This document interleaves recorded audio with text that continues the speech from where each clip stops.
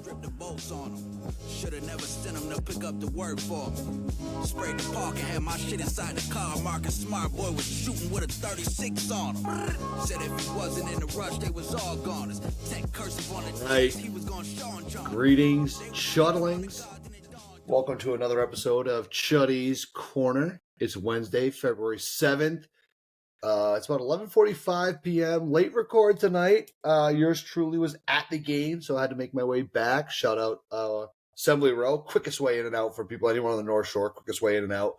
But the Celtics get a 125-117 win over the Atlanta Hawks. Trae Young and the Atlanta Hawks. DeJounte Murray was a late scratch. We'll get into a little bit of that later. But very exciting game. Before we do that, I'm your host, Dugouts. With me, as always, is Chuddy, King Chuddy. How you feeling tonight? Thank you for staying up, too, by the way. Oh, please. It's bright and early for me. We still got plenty of West Coast action going down. I'm doing great. Sit back, enjoying the show. Got to watch the game. Got to see some Chuddy's Corner action on my television. It's always a pleasure. What about you? Star of the night? No, I'm pretty good. That game was, we're going to talk about it a little bit more, but it was just one of those games. I'll get into it later in my seats. It was a fun experience. I'll save all that for the show, but it was a fun experience. I had a good night. It's cool to get home quickly like that. That might be like the old man side of me speaking about that, but it was a fun game. It was a cool game. I was excited about the Hawks. Obviously Trae Young didn't have like a nuclear night, but I was a little excited just to see him play. I've never seen him play, but somewhat of an underwhelming night, I should say. But anyway, we're gonna get into that full game. Before we do that, make sure that you are subscribed to the podcast, whatever you're listening to, wherever you're listening to us, make sure you're subscribed, whether it's YouTube, Spotify, Apple Music, Amazon, Podbean, Stitcher. You know all of them. I don't know all of the ones we've posted on, but we're posted everywhere. So just subscribe. And make sure you're following the show page at Chuddy's Corner. There's a lot of stuff going on at Chuddy's Corner today about the trade deadline. I'm sure tomorrow's going to be more of the same. So make sure you're following that if you want to get all the up-to-date info. We're all a bunch of sickos, so we're going to be all over anything that's breaking tomorrow during the trade deadline. So make sure you're following at Chuddy's Corner. Make sure you're following myself at Doug_outs. And make sure you're following Chuddy. He's at King Chuddy. Go ahead and follow us on Twitter. Like and subscribe on the pages. Shout out to our sponsor, Nick Perino Real Estate. That's nickperino.com. Just a great realtor. Both the houses we record in, Nick Perino purchases. So shout out to Nick Perino. But yeah, we'll get into it. I'm kind of stammering here. Porzingis had the big night for the Celtics tonight. It was awesome to see him play too. He's freaking massive. He had 31 points. Celtics get the 125-117 win. Go ahead, before we get into everything else, why don't you give us a breakdown of what happened in the game for anyone who missed it or anyone who was just having a little bit too much fun at the game. That could be a lot of people out there. Not present company not included. Yeah. No, at the end of the day, it was a good business-like win for the Celtics. They did what they needed to do. Got out of there with the W. The Hawks always seem to give them a good game and always seem to make things tight at the end. This one came out kind of what we knew would be the case. The Hawks, really good offense that's been really playing well lately, and just a really bad defense. And that's kind of what we saw in the first half. It didn't seem like the Celtics were playing anywhere near their best, even offensively, but you looked up and they still had 71 points at halftime. The threes weren't even really falling, not great shooting, but the Celtics were getting to the basket and basically scoring on mismatches anytime they wanted to. You mentioned it was a ton of Porzingis. Jaylen Brown also had a really good first half. No Drew Holiday tonight for the Celtics. You mentioned DeJounte. Does this mean Drew's getting traded? I don't know. Oh God! No. Ooh, that reminds me of a hypothetical. We'll get to that later. Yeah, but anyway, like I said, it was kind of almost an uninspiring 71 points for the first half, where it didn't feel like we were playing nearly our best offense. And like I mentioned, the shooting was poor. Well, not poor, but not great. 7-23 on threes. We were 21 of 26 on twos in the first half, which just goes to show how little resistance the Hawks were putting up when we actually decided to drive the ball and to make plays. And you could see the driving lanes were there. It felt like we would almost forget what to do sometimes. There was a lot of dribbling into threes. Tatum had a really tough night shooting the ball, 2 of 13 on threes. Thought he just settled for way too many, where it was like anytime we remembered the matchups and kind of what to do, we were driving, we were finding ways to get Trae involved in the actions, and we were creating very, very easy buckets around the rim. I mean, 21 of 26 from 2 is absurd for a half. but we were just launching threes, and that's really all that stopped us from scoring, 80, 85, 90 points. So that was like the friggin' porn for Gary Washburn in the first half. I saw Gary Washburn was very close to where I was. I actually took a pretty funny okay. picture of him. He was probably at a massive shit-eating grin on his face in the first half. Bad posture. Very bad posture, that's all I'll say. I have a picture of it. We'll tweet it out later. We'll get Washburn on the... that might become a new meme. I'm sorry. We're not here to talk about Washburn. Hopefully Washburn will come on the show. We want to talk about his basketball philosophies. But anyway, But anyway, everything was going inside the arc for the Celtics. Like I said, good ball movement, creating good shots. Threes weren't falling, but everything else, it was layups, it was short jumpers, it was mismatches, it was kind of all of that. But very little resistance on the other end. Again, it didn't seem like, I don't think it was like a huge effort issue. I thought they were actually doing a pretty good job on Trey, who's just a great passer. I think as good as he is, like, it's crazy to say he's underrated, but he might be as a passer because he is just makes some amazing plays. He can see the court so well. So like I said, I thought doing a pretty good job handling his scoring, but it was the other guys. Jalen Johnson had a great half. Sadiq Bey absolutely went off. Feels like that happens at least once a year. He's just like a Celtics killer. We might talk about him more in the trade deadline section, but it was the kind of the role players, the supplemental guys. Capella was out, but Okongwu, he is a really good big man down low. He was abusing us on the offensive glass. So they had, I think, 8 offensive boards in the first half. It's just simply too many. When we have our full front court like that, and it was 12-2 on second chance points, so they were kind of keeping themselves in it that way. And we were missing threes. They weren't, again, making a ton of threes outside of those guys, but I thought, we did a good job, especially at the beginning of the game, staying attached to Bogey. I was pretty much fine with what we were doing with Trae Young. I thought we did a good job. We came out, we weren't just playing that massively deep drop for the most part, letting him dictate things. We were coming out and meeting him. Al was switching on to him. We were making it tough for him. And he made a few tough buckets. There was one sequence where they ran a high pick and roll, and he did settle for a pull-up 3 2 times in a row. The first one was so long, it banked in. And then he did the next possession and airballed it short. So I was just like, wow. So I don't know if something going on with this depth perception or, well, that was just kind of an odd sequence. But anyway, point is, they weren't really stopping us. We weren't really stopping them. Nobody was locked in, except for Al Horford, who, talk about showing up against his old team. Horford looked... You can tell that the Celtics have had some extra days off the last couple of weeks. Yeah. He looked amazing. 14, 8, and 8. He had 8 assists too. He had a great game. Yeah, he was awesome. He had 4 blocks too. I want to say he was like he dominating on the defensive end. He also put up so many shots. It was awesome. Like he was just letting it fly. Yeah, and again, the defense was kind of dictating that. But yeah, other than that, it just didn't seem like we were really, I guess, overly focused on the defensive end.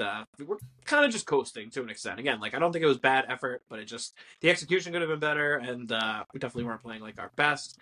Second half, it seemed like we definitely came out with a little more focus on the defensive end. I thought we played actually a pretty rough offensive third quarter all around, but our defense allowed us to, I think, extend the lead a tiny bit. We finally were kind of locking down. We were taking away some of the easy opportunities for their role players. Sadiq Bey, you didn't hear from nearly as much. Jalen Johnson was all over the glass.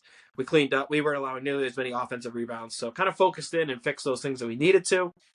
Played them about, even though couldn't really pull away. It felt like every time we went on a little run, they would go on a little run. I don't think either team led by double digits at all. There was kind of the Celtics seemed like they were clinging to like a 2 to 7 point lead almost for that entire quarter. Mm-hmm. Then in the fourth quarter, went in up by 5. The Hornets hit a 3 right away, cut it to 2. The Hawks hit a 3 right away, cut it to 2. And then from there, I thought it was kind of the first 6 minutes of the fourth quarter where the Celtics really took over. Tatum, who I mentioned, didn't have a great game. He played his best ball of the night. Derrick White came up clutch yet again, hit, I think, 3 threes in that kind of 6-minute sequence.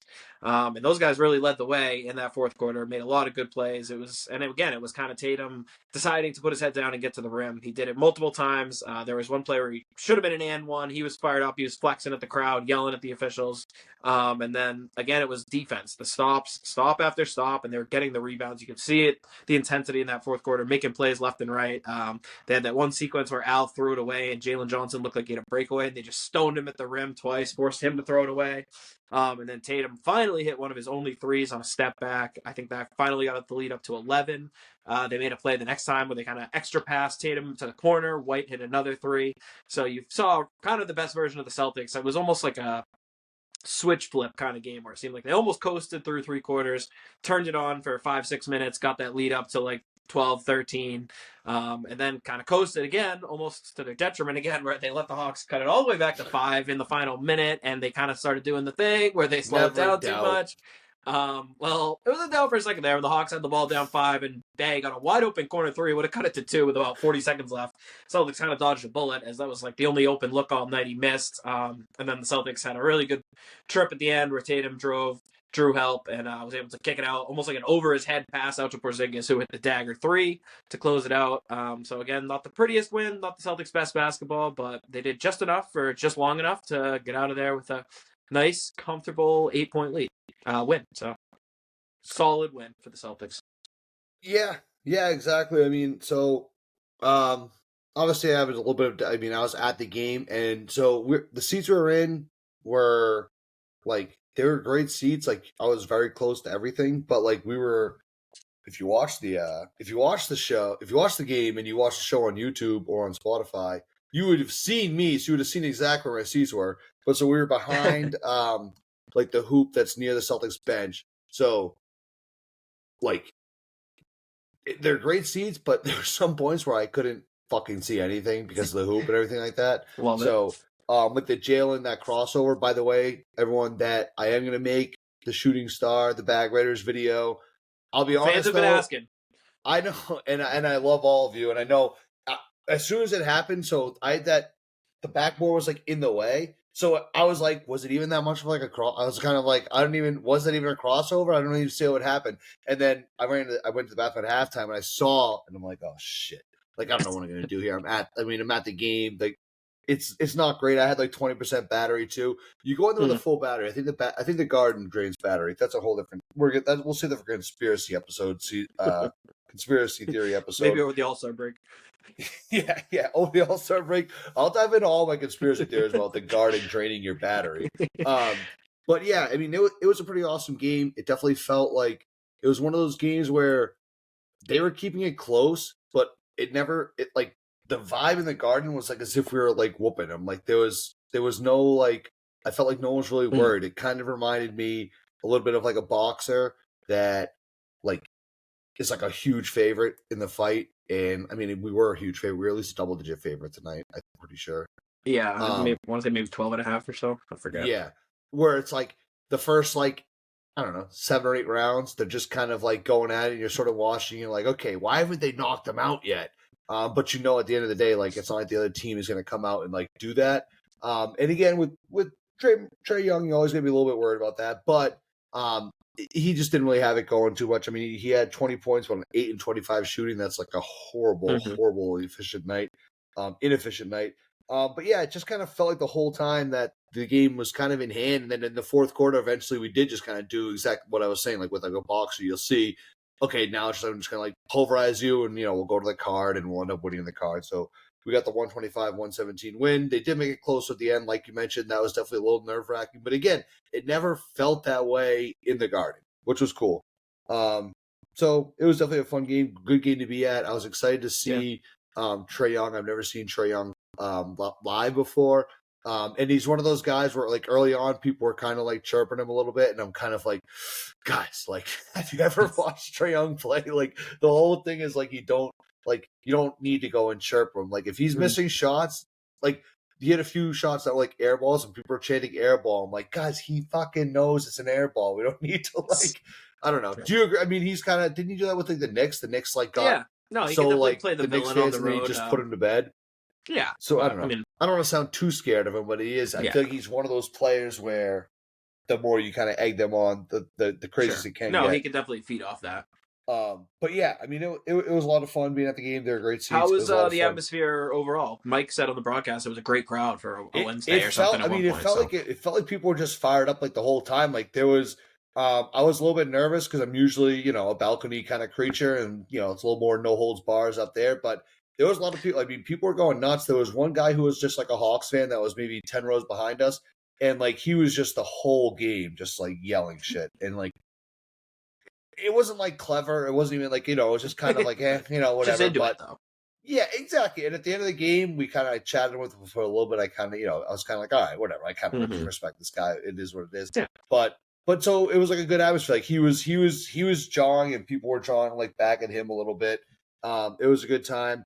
I handed out a shitload of Chuddy's Corner coasters. So any listeners, if you want some Chuddy's Corner coasters, we'll gladly send them your way. If you order a bar or anything like that, we'll send them to your bar too. Shout out Sullivan's Tap. Loaded up Sullivan's Tap with a ton of coasters today. Tavern on the Square has kind of their own fancy coasters, but I snuck a few on some of those back bars. And then what's that thing with like the food court, like the Hub Central or whatever? Yeah, I was just running around there like a madman, just dropping off coasters everywhere. So, it was great. It was like guerrilla warfare marketing. There was no table I was going to leave unturned. But yeah, so the vibe, to get back to your original question, the vibe in the Garden, it felt like very loud to me. It felt like people were always kind of consistently in the game. For a game that was like I said, it felt like we were all just kind of just like waiting for us to just put them to bed. Like and it was close the whole game. Like the Hawks were even leading for, I think, were they leading at the half? It was close. I think we were up 71-68, I want to say. But it was a close game. But they were leading after one. We let up like 37 points in the first quarter. Like it was kind of like one of those where it was like, whoa, that was a little. Everyone's like, oh, that's a little weird. Like, when are we going to just put these guys to bed? But the vibes were pretty good in the Garden. It felt loud. It felt awesome. The seats were awesome. Like, those guys are freaking massive. I know it's stupid to say, like, because it's the NBA basketball players, but like, this is probably the closest I've ever been at a Celtics game. So it was definitely pretty, like, some of those guys, like Porzingis is just like freakish. It's crazy. And his legs are still kind of like skinny. It was like very weird to see him close up. Shout out to the guys at the Garden. Like, there's like two guys that just sit like behind the hoop facing like the other direction. Like the whole entire game, they just are facing the other direction, like towards the fans. That's got to be like the craziest job in the whole entire world to have. Like, do you think they're Celtics fans? I don't know if you've ever seen, but it's like you've probably seen, like, every sport has them, like, kind of people that are just, but these guys were like locked on. Like, they were not looking at the game at all. That's the craziest thing ever, right? Like, do you think they're fans? Do you think, like, I mean, I don't know. Would you, like, do they go home and watch the game? Be like, I remember hearing that. It was nuts. There was probably like a 2-minute stretch of the game where I was like almost losing focus on the game. Just look at those guys being like, what a stoic performance. Well, marveling. They're like the Queens, like the British soldiers, right? Yeah. Oh, that's actually a great call. Yes. They're like the British soldiers. I was like watching them just like, they're not budging like for anything. Like, they're looking not at the game, and no one is going to make them watch that game. Like, nothing could happen in that game that they're going to break their stare into the crowd. You'd have I to don't pay know me if a they're lot like of money. security or what, but shout out to those guys. It's crazy. I'm sure they are. I don't know why else they would be having to do that. Yeah, but it's like they would probably their whole thing is like, if you your only job is to not make sure nobody runs past you on the court. Like, that's it. That's all you have to do. Yeah. We'll pay you a lot of money. Yeah. Most nights you'll just get to sit there and zone out. But if anyone runs on the court, but it sounds like kind of a sweet job. Like, you're at every game, but they literally they don't see any of the game. They don't see any of it. It's just like I don't know if they're like Bruins fans. Maybe they're Bruins fans. They get tickets to Bruins games for watching the Celtics games. I was thinking maybe that's. I would say it's probably just a job for them. That's a shitty job. But shout out to those guys. I love them. They were unreal. They kept us all safe. I was happy about it. Zero people ran on the court tonight. Although I did see a guy doing flips. I thought it was a random guy, but it was a Celtic. They have a guy who's like with Lucky. He's like Lucky's partner or whatever.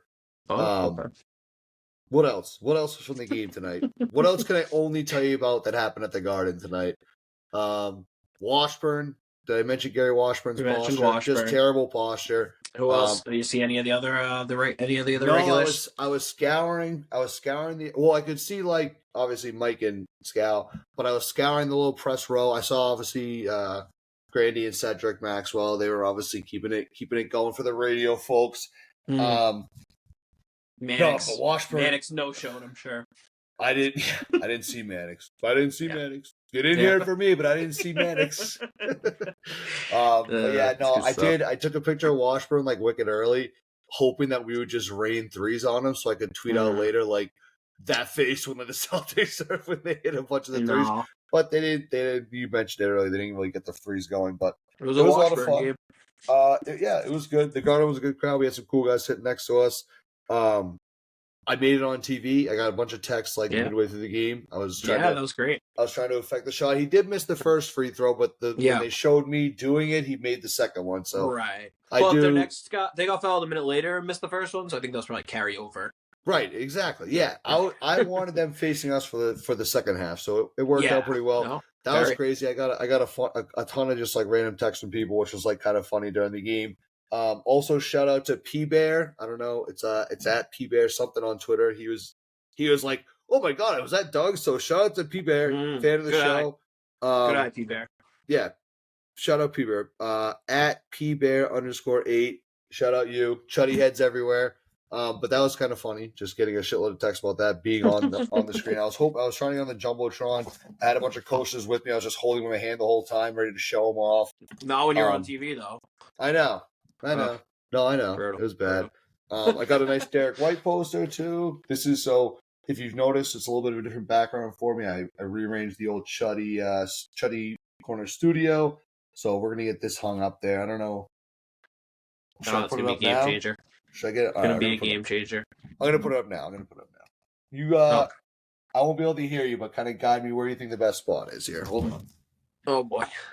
This is why you should be on the YouTube page, by the way. If you're listening to this on any of the podcast platforms, you're missing out on this Derrick White poster who literally stole my haircut, stole my whole look, stole my whole fucking flow, but he looks pretty good with it. All right, what do we think?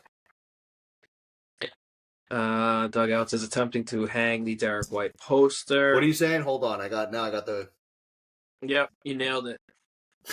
Is this awful podcast and this awful radio? All right, we'll put that up. We'll put that up later. Dugouts will put up the poster. I'll talk a little more about the game. Yeah. So anyway, right, no one gives a shit about the poster. We talked the posters that they do give out at every All right, game. why don't you ask me another question about being at the game, and then we'll get on to the fourth quarter, because the fourth quarter is really the meat and potatoes of this game. Yeah. So go ahead. I'll answer one more question about the game. No, I mean, I don't know. Like I said, I was really just curious about the atmosphere, so that's good to hear. These are the games that it was good for a Wednesday night. It felt like a weekend. Yeah, right. It can be tough to get up for, and they did mention that on the broadcast. You could hear it at times, and I mean, I think again, even though it wasn't like you said, maybe the most exciting game, it was pretty good pace for the most part. Pretty offensive. Plenty of offense in the first quarter to get excited about, and then became kind of tight and with some good runs and defense in the fourth. So good opportunities for the crowd to kind of get into it throughout, and it sounded like they were. The Porzingis 3 at the end was electric. Of course. Yeah. So, I mean, it sounds like it was a good atmosphere, and like you said, that's all you can ask for in a kind of random Wednesday night game right before the trade deadline. Yeah. I will admit, too, when I bought these tickets, I had no idea it was the night before the trade deadline, so that's pretty wild. Shout out that. Mm-hmm. I don't think Drew Holiday is not getting traded. No, I was kidding.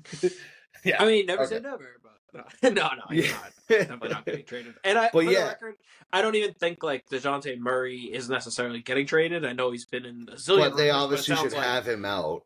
Yeah, well, right, and they know that he's like the marquee name on the market. So at worst, I'm sure tomorrow they'll take everyone's best offer, and if they want to make it. But they kind of ruin that opportunity if they play him tonight and he gets hurt or whatever. And or he goes like 3 for 30. Yeah, I mean, there's just kind of no reason to risk it. When again tomorrow someone could call and be like, all right, forget, we'll give you 3 first-round picks, and they're like, okay. Yeah. All right. Yeah, we're gonna get into too also this Celtics trade for Xavier Tillman. We're gonna get into that a little bit later on the show. Before we do that, though. So the fourth quarter, obviously, like I said, this felt like a prize fight. The fourth quarter eventually became with those late rounds where it's like, all right, done messing with our food a little bit. I have two. This is kind of a two-parter here. One, do you think it was a little dangerous that it felt like we were playing with our food those first 3 quarters? So do you think that was a little dangerous? That's kind of a bad habit. We talk about building habits. And 2, just like the fourth quarter in general, like what kind of turned the tides there? Was it just the Hawks kind of lost what they were doing, or did we do something different? So for the first part of the question, I guess first, I don't think it's a concern. I think, in the first half we saw the point of attack defense was not great. The Hawks were kind of penetrating, getting to the basket, getting inside the lane, getting kind of a lot of easy ones, a lot of short range jumpers, floaters, that kind of thing. A lot of kickouts, like I mentioned, to kind of the Sadiq Beys, Jalen Johnsons of the world. And it was just a ton of, there's plays where guys were just standing around and they were crashing, getting offensive rebounds. Okongwu was killing us. I think he had 5 boards in the first half. So again, it was kind of little things where I don't want to say like lack of effort or lack of focus or anything, but it almost did feel like one of those games where you kind of just expect yourself to be able to flip a switch. And tonight, like, they were able to do that. So you can kind of look at that one of two ways. But I think, again, if this is the regular season, like, these are just the games you kind of have to get through. And if your version of like getting through a game where you don't play great is still being, you know, like you said, the game was never really a doubt and they pulled away at the end when they needed to. That's kind of like what you want for these games. When you're not at your best, you're missing a starter, you don't exert all your energies. All of the players' minutes were honestly pretty low, even for this game, like we mentioned. And then in the fourth quarter, I think it was more what the Celtics were doing, and especially on the defensive end. It was like we finally focused in. They stopped getting offensive rebounds. They stopped being able to penetrate. Their shooters were not open. We were contesting everything. And then on the offense, too, we stopped settling for threes. We started attacking the basket. Started with Jayson Tatum. He was driving like a madman. He finished hard multiple times at the rim. When he was drawing the double, he was making the right passing, and he set up multiple Derrick White threes. White had another one of those threes where he just kind of dribbles around. It seems like he's in trouble, and then step back at the buzzer, contested three to beat the shot clock was huge. And then, like I said, another couple of good Tatum possessions where he would set up. He didn't have his best shooting game, but he had, I thought, a really good passing game. Him and Jaylen both. They were able to set up the other guys, and again, an awesome Porzingis game. He made a bunch of big baskets for us. White with another huge fourth quarter. I think he had 12 points just in the fourth quarter. I saw someone tweeted out the Hawks broadcast. I forget the announcer's name. Dominique Wilkins is the color guy, and I don't know who the play-by-play is. But when White made that last corner three that made it like an 11-point game and they called timeout, the announcer was like, White hits it. And he's like, does this guy ever miss? Dominique Wilkins, like, he's the most underrated player. That's awesome. NBA. Like, so it was pretty cool. And the world's taking note. So, I mean, again, this is one of those games where, like, I feel like Celtics fans are going to be saying things like, oh, like, we didn't play well, we, you know, bad effort, we didn't try until the fourth quarter. And again, it's like, that's kind of the mark of a good team on these random nights where, like, you have no reason really to show up, and you're just able to do enough to get the win, to pull it out. Like I said, an 8-point win at the end of the day over, like, a decent team that has been playing well. And that's your kind of, like, off night. You know, that's pretty good. That's how you end up with a 39-11, 39-12 record, whatever we have now. And that's why, you know, you're afforded these opportunities to look around the East, and our lead is only growing. So again, it's like, it seems silly to nitpick on these games where it ended up just being mostly like a comfortable win. And when we needed to play our best ball, we did, and we found it. And again, we played, I'd say, 8 to 10 minutes of really, really good defense when we most needed it. And we were able to play the right way. And it's another one of those things, too, where there are going to be nights in the regular season. It's a long season, and I think there's nights where you show up and you see Jayson Tatum tonight, and he's just like, if there's a playoff game, is he, you know, getting picks to be on Trey and mismatches every single time and attacking and getting 15 free throws and living inside the paint? Like, I certainly hope so, but I think it's okay in the regular season where he's just like, maybe I don't want to put my body through that. I'm just going to see if I can win this game by just getting hot and hitting 7 threes. Like, I would hope that in the playoffs, the coach and the players realize that. And I think, like, that's a good point, where we can kind of give them the benefit of the doubt. And like we said, in the fourth quarter, when it was close for a quarter, they did do that. And Tatum did put his head down. He got to the basket. He drew double teams. He was finishing at the rim or kicking out for open shots. Like, that's what you want to see. And, you know, we just keep saying, like, it's crazy to expect they're just going to play the right way in perfect basketball for 40 minutes a night in these regular season games, when, again, they're doing enough to win. So it's for us to be like, bad Celtics performance, they improved to 39-12 and have a 5.5 game lead in the East. Like, they're so disappointing. No, I mean, I totally get that, because it's like, I feel like I've almost kind of been one of those guys, like, during the year where it's like, yeah, fuck, they were not fuck, like, they play the right way all the time, but it's like, they didn't beat the Hawks by 50 is bullshit. Well, I feel like, I think also, like, so me and you, I mean, we're at, so you just said what, 39-12, that's the record? Yeah, I think so. Right. So we're at 50 games this season. So, like, we've been doing 50 games. We have 31 games left. Right. I was saying we've done 51 games of, like, podcasting about the game.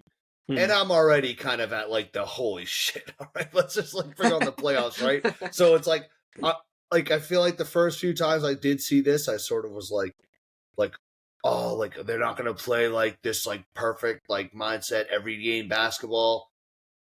I'm beginning to kind of be like, all right, I kind of get it, because like, and all we've been doing is podcasting, and I sit on my couch human nature every night and just watch the game, walk upstairs and just record about it. And I'm sure there's certain nights where you're not locked into the game and you're kind of like checking Twitter in the third quarter, like, all right, no. But I'm saying, like, it's like I feel that way just like about podcasting about the games, which again, regular season's a grind. Love it.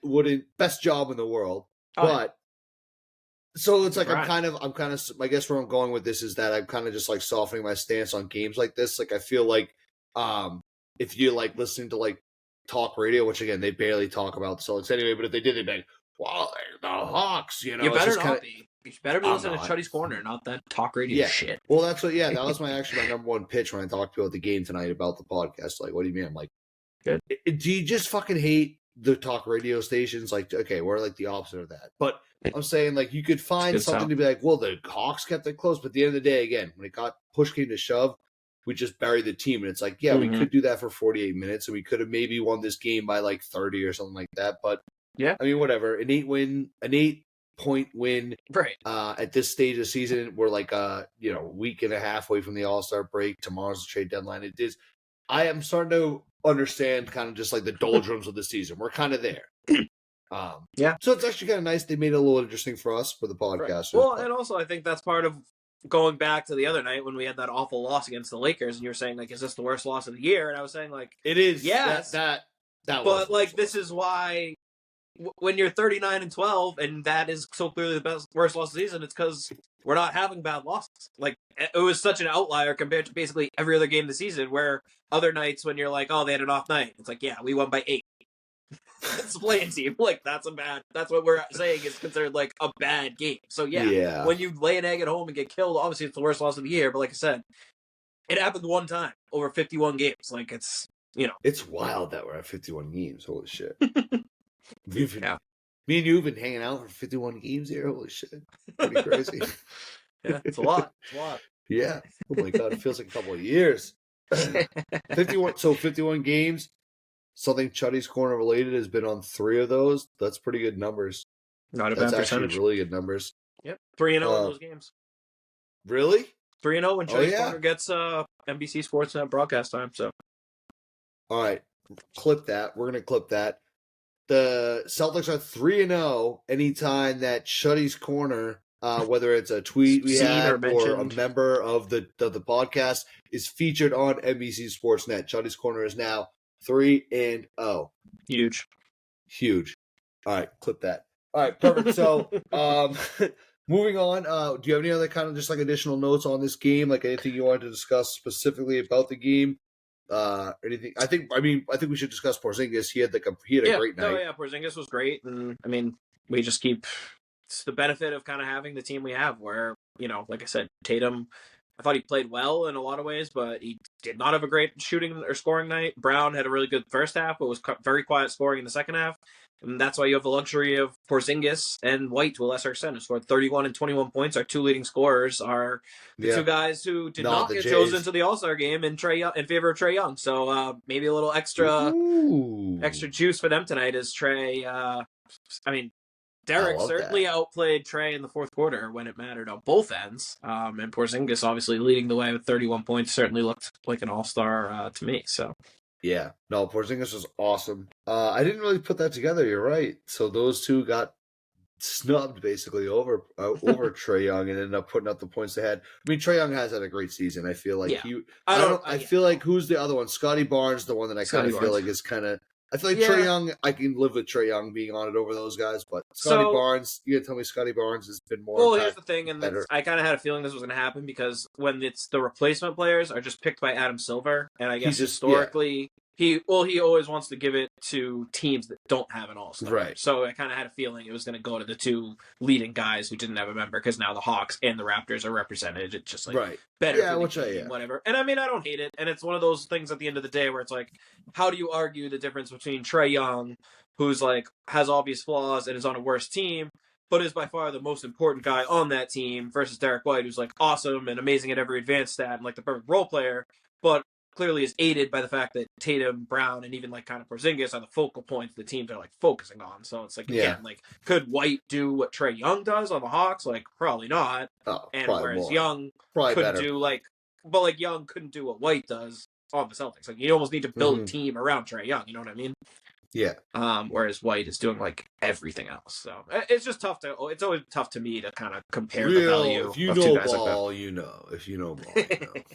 Yeah, no, I know who I would take, and I think most like contending teams would. If we were playing like a game White, of pickup on the playground, would you pick White over Trae Young?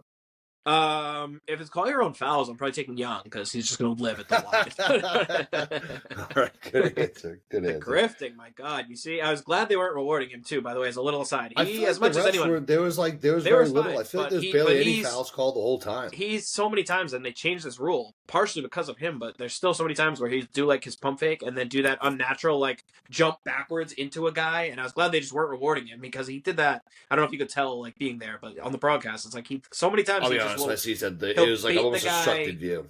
Yeah, and it was a lot of times like White would be like on him, but like playing disciplined defense, and Young would just unnaturally jump like into him and then like try to shoot and then be pissed they're not calling it. It's like, dude, you're making 100% of the contact. Like that's not how you shoot. It's not like a natural shot. And again, that one year, that angry him and Hawks Harden heckler behind us was screaming about that the whole time. Yeah, but the NBA took that out of the game because him and Harden were doing it, and it was just like. Yeah, it was pissing people off. So he's a grifter, and it's definitely hurt him. The rule changes, but he's still obviously a very good player. Yeah. Porzingis is just like amazing. It is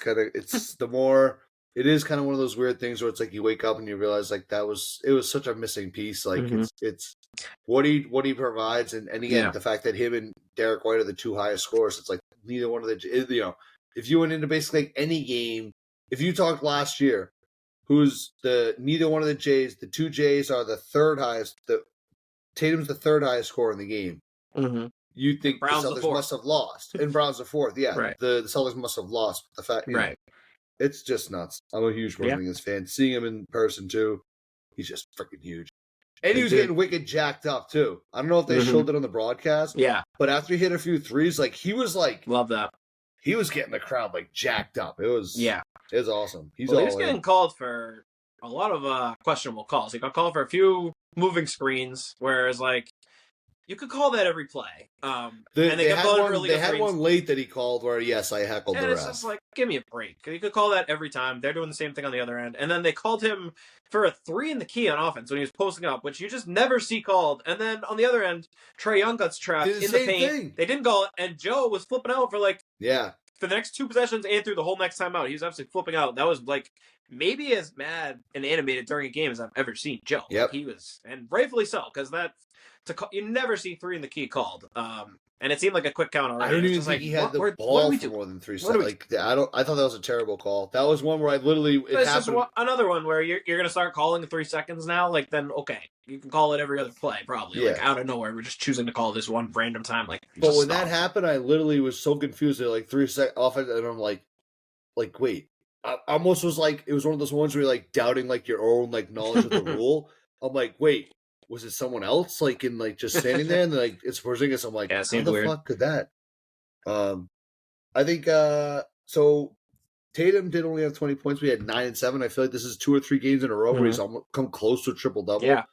He's really packing the stat sheet Brown lately. had 6 assists too, right? Brown had 6 assists, 6 rebounds, 15 points. Yeah. So again, not like a bad night. By any stretch, I mean. And the fact that they're able to do so many things to contribute to winning on nights where neither one of them really has it going from a scoring perspective is massive. Yeah. All right. Do you have anything? I feel like we're going a little over on time. I definitely want to get into the trade. Let's do some trade deadline stuff. Yeah. Let's get into that. So right now it's 12:23. So we are. Where's my math whizzes here? We are 14 and a half hours away from the trade deadline. Nice. Yes. Did I nail that? Well, if I'm wrong, just move us over a time zone. No? Yeah, no, that's good. Yeah, 14 All right, I was going to say, if I was wrong, just say we're a time zone over and suddenly we're right. Yeah, they don't know where we are. So, the Celtics today trade for Xavier Tillman from the Memphis Grizzlies. We traded how many picks? I know Lamar Stevenson was part of it. What did we give up for picks? Lamar Stevens and 2 second rounders. In 2 seconds. Neither one was ours. I think they're from. One was from the Mavericks in like 2030, and then a 2027 one from I don't even remember what team. Basketball is hilarious to me because it's crazy that those are even assets, but they are. Shout out the second round picks because we still have a whole bunch more. They're huge. Any other execs are listening? Those are assets. Don't let little Dougie tell you those aren't assets. These days. Second round picks, and watch tomorrow. Not just the Celtics, but all these other teams. There's the new conversion rate. Is that just like is it just 4 second round picks equals a first? Is what we saw next year. So it's like no one's giving up a first. All right, we'll give you 4 or 5 seconds. But on the second, okay, so I don't want to get bogged down in this because I do want to talk about Tillman. But like on the second, like is that just like a way to like tell your fan base you did something? Because you just said a 2030 Mavericks. Well, okay. Yes and no, because for the one time, look at it from the other point of view. If you compile enough second round picks, you can obviously turn them into something. Because at the end of the day, like that could be your team. Like the idea is that you're rebuilding, so you're going to be good in 5 years and need a player. And it's like, well, we have 5 second round picks. So will you take them for this like 6th man? It's like okay, but yes, or you can turn seconds into a bunch of seconds. Yeah, you can but trade I for feel first. like I'm and sorry. Second round picks also.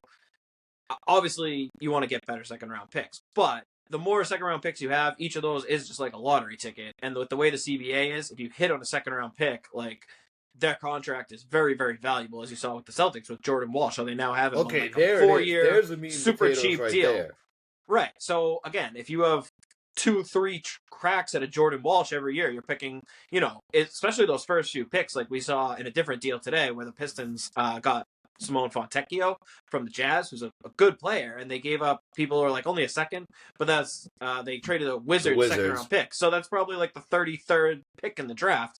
So again, at that point, like everyone's different, so you can get maybe the guy you had at like 20th on your board at 33rd probably. So it's again kind of like a late to mid first round pick who you can sign for way cheaper and have on like a much more favorable deal. So a lot of teams actually value those like early seconds better than late firsts. And if you can get more than one, look around the league. Nikola Jokic, second round pick. Like obviously it's an outlier. The cheesy Gordija is a bit of a obviously, outlier. But I mean the point is, I think the more you have it, and the smart teams, they do use those either as assets to trade for other things or to make good picks that can help your rotation. I think that stuff you said later. Players who were picked in the second round. What you said later is like more to the point where it's like that thing with the contract. I didn't know that. That's obviously sick. Obviously, if you're trading for like a shitty team second round pick, that's obviously like way better.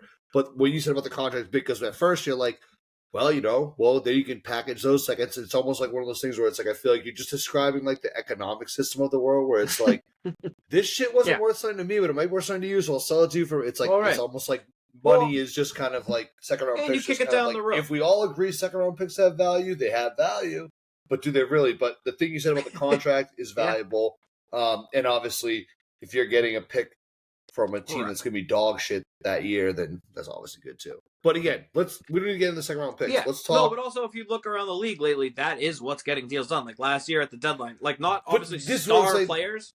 Yeah, but this is what I'm saying where it's just it makes no sense. It just seems like more people are trading. But also most of these deals, like again, we're obviously not talking about blockbuster deals. These are deals to just kind of get business done. So it's to the point where like, look at it from Memphis' point of view. Xavier Tillman, who's like a fine player, but he's obviously not part of their like core, and their team sucks this year. Actually, sure, but he's on a 1-year. His deal is expiring. It's $1.8 million.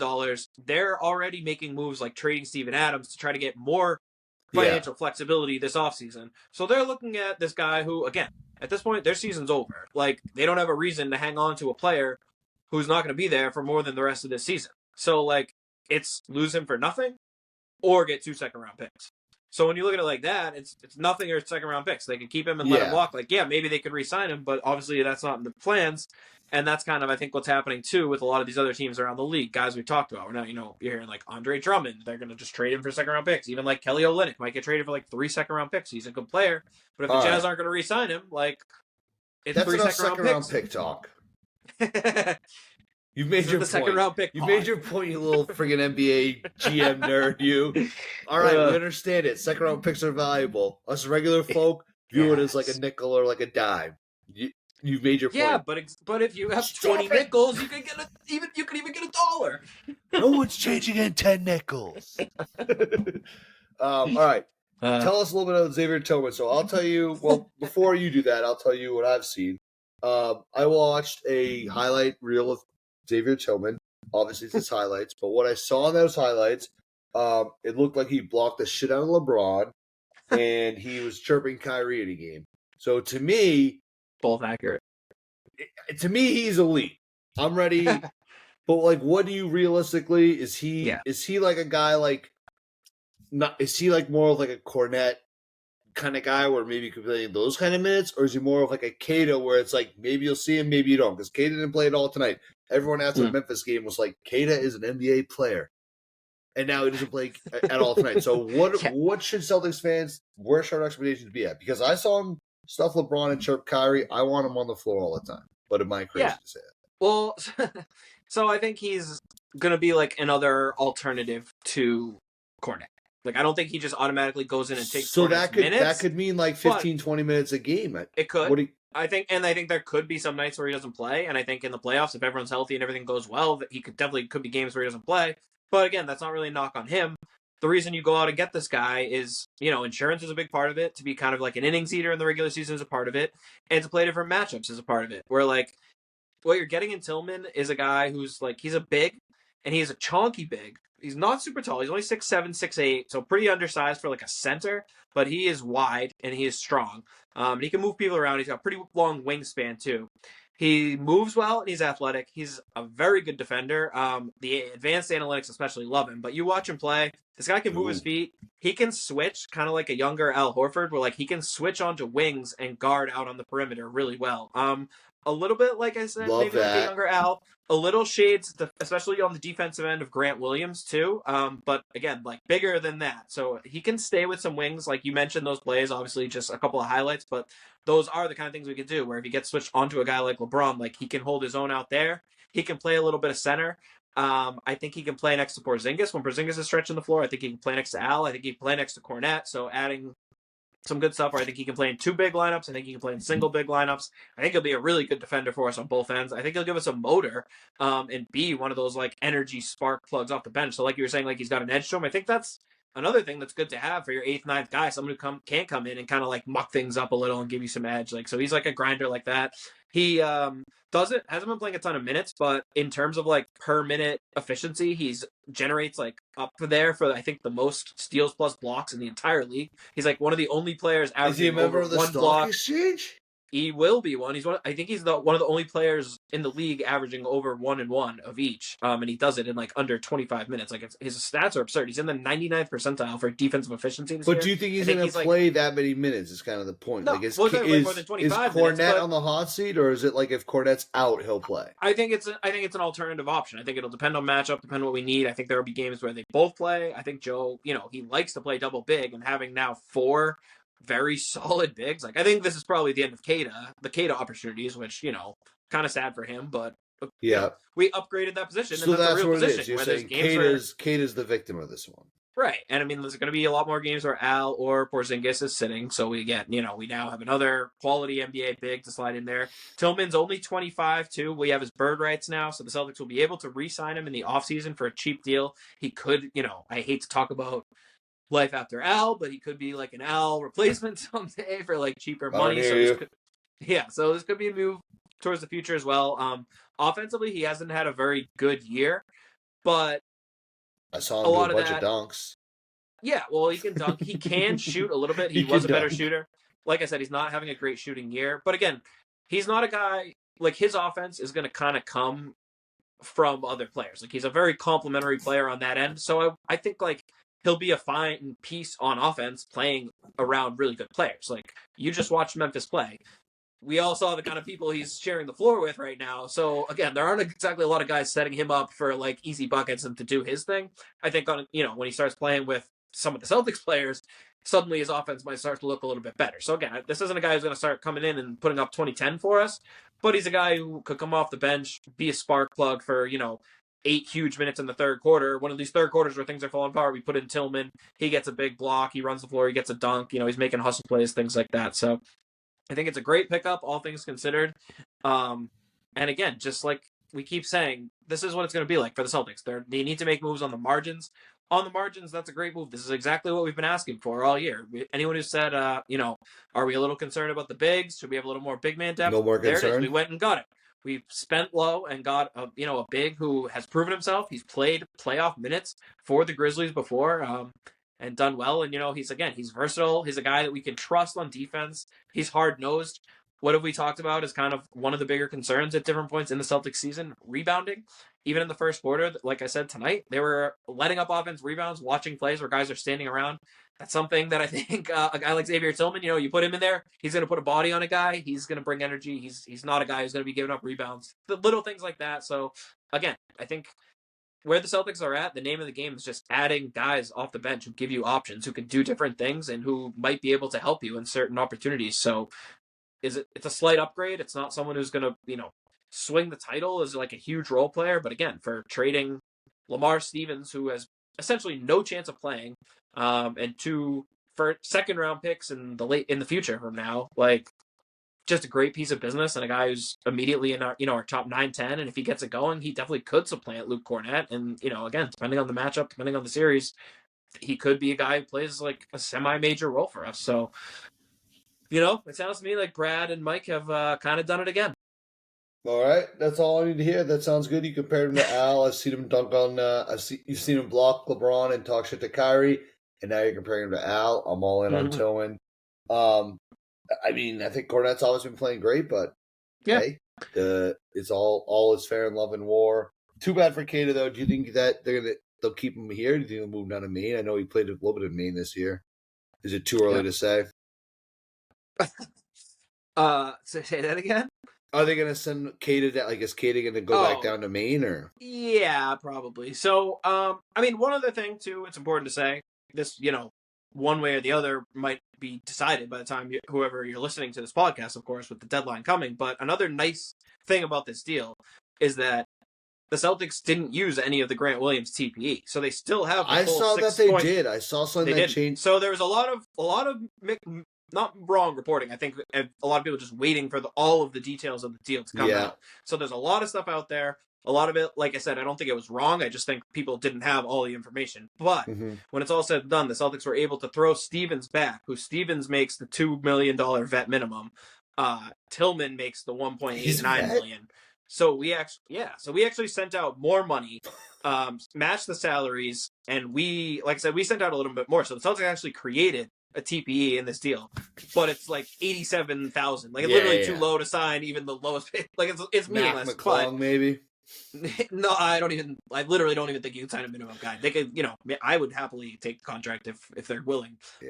But that's just like the point is, paperwork thing. They didn't spend any. They still have that TPE. They still have the Justin Jackson TPE, which I forgot about. That one's only like $2 million, if even itself.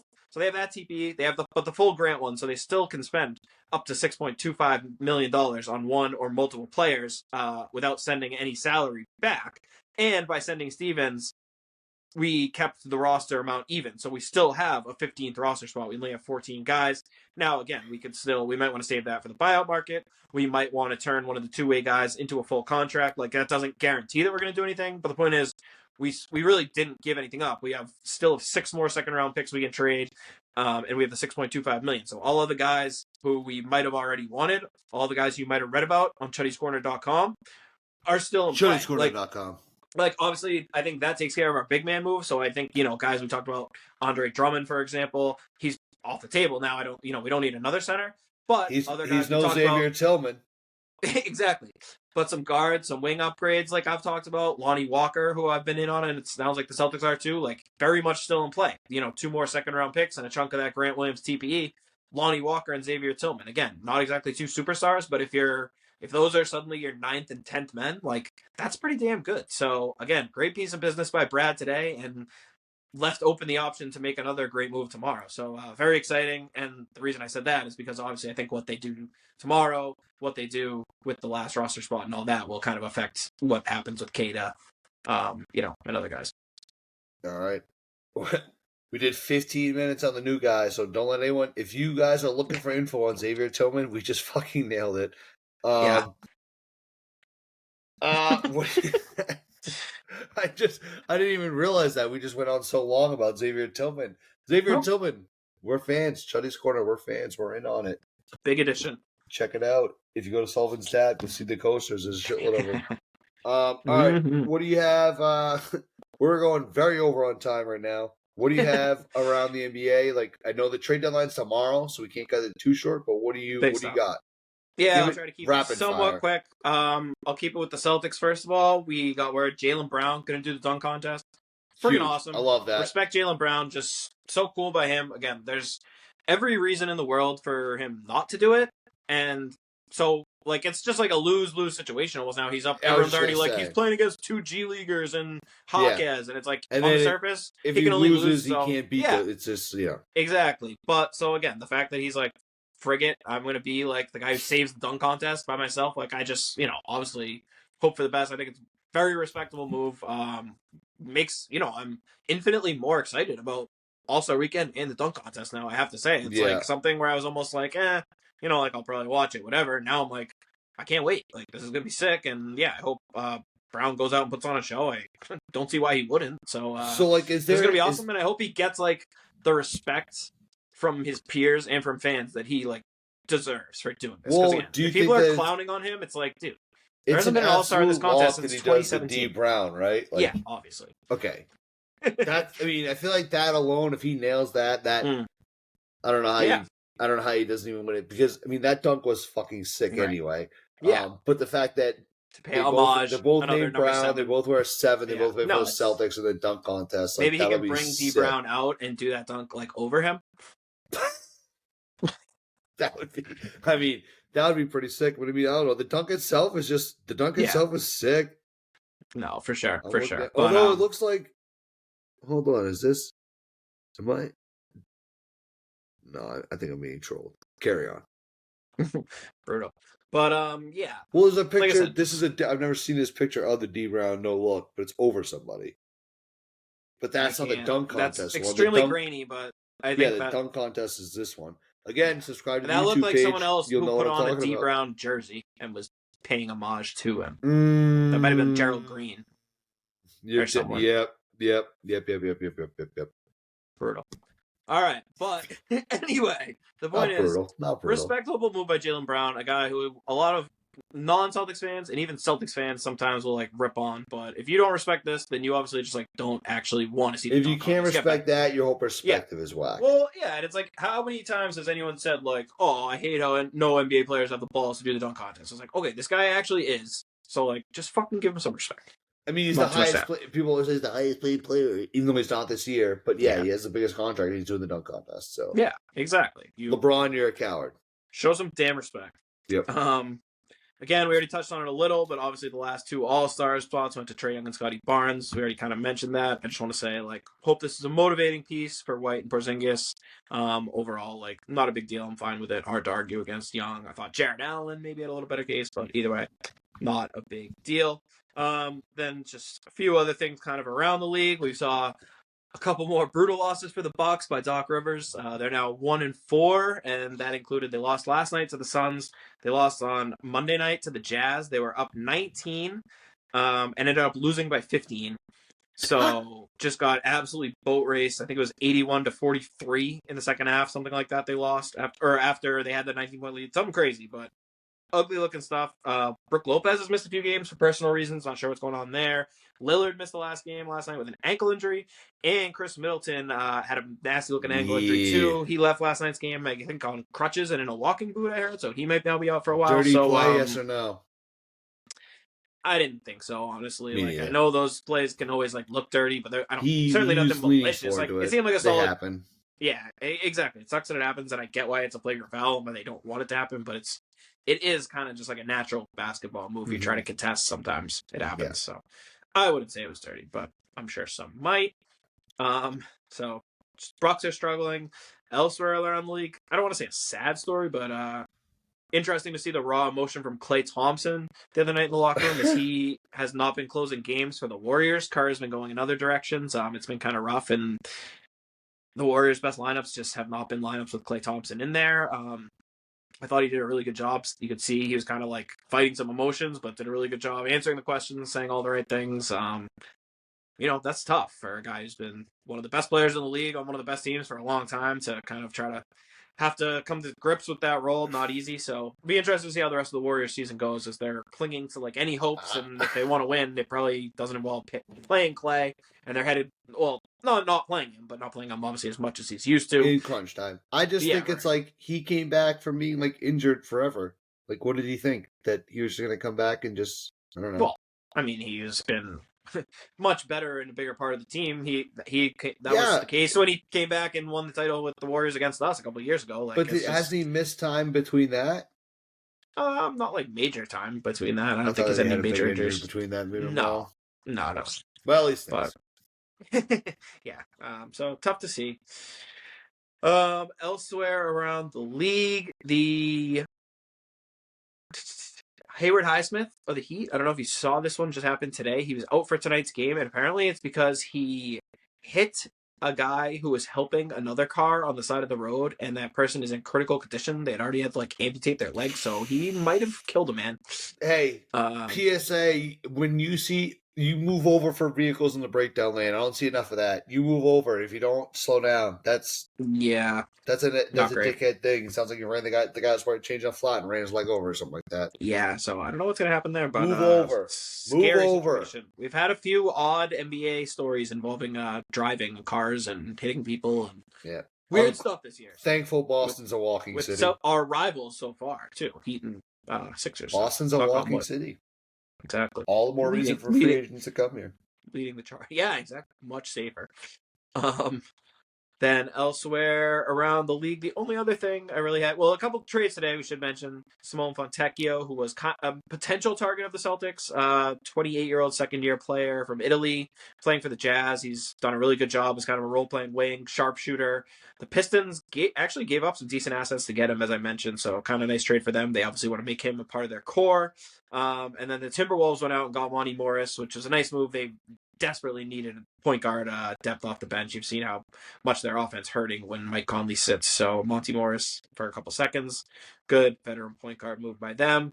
But again, those two moves in Tillman were the only moves. The day before the deadline, it just feels like there's such like a stalemate almost around the league, and no one's like, we might just, I think, see a bunch of deals like that where we're seeing your favorite currency second round picks just being shuffled around all the teams outside the league, and we see like kind of veteran role players like these guys are the people changing hands. So I think in the grand scheme of things, that's probably good for the Celtics as it stands. We're the favorites, so if none of our rivals are able to make major upgrades and get star players, nothing. Probably good. Also, for us, you can't overrule like Rozier already got traded, so I feel like those are some big trades that already happened. Yeah. Well, right. Yeah, exactly. And some people are saying that today. If you look at like from the course of the whole season, starting with after the draft, it's like we've seen Dame traded, we've seen Drew traded twice, we've seen Harden traded, Anunoby, Pascal Siakam. Starts, I'd say Siakam. A lot of big players. Siakam, Anunoby, and Harden were all traded in season, and Rozier, like you mentioned. So, yeah. And then I mean, Clippers look good. Clippers look good. There's been some moves. Clippers look really good with the Harden, yeah. Yeah, no. So there have been some big deals. They just might not have happened right before the deadline. But yeah, I'm sure there will be a lot of moves. And I'm also sure, we hear all of this posturing for so long, but it's like nothing spurs action like a deadline. So all these teams have been kind of sitting there. Once there's an hour left, they're like, all right, we'll do it.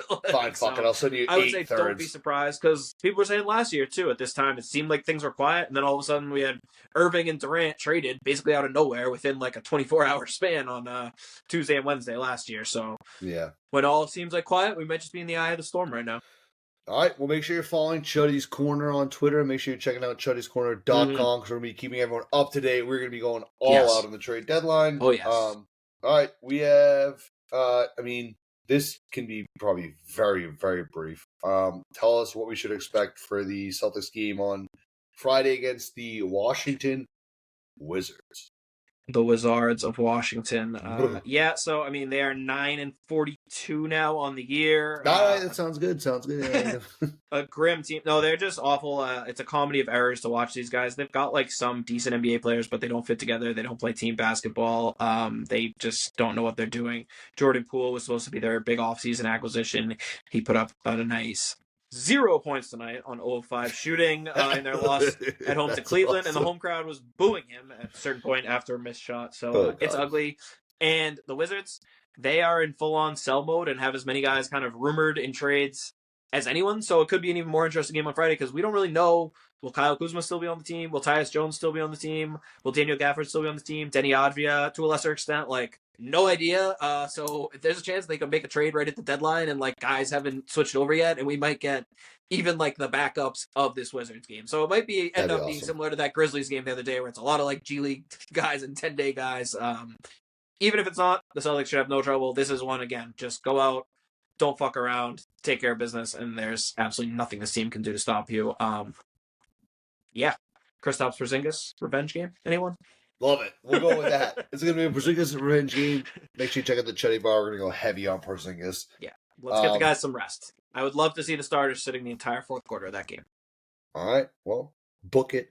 Celtics win 125-117. Electric atmosphere in the Garden. Celtics, again, 3-0 on games where anything Chuddy's Corner related is mentioned on the broadcast or seen in the broadcast. And we'll see everyone back here on Friday for the Wizards game. Chuddy, have yourself a good night. Take care. Thanks for staying up. Peace out, Chuddy. Did I freeze there?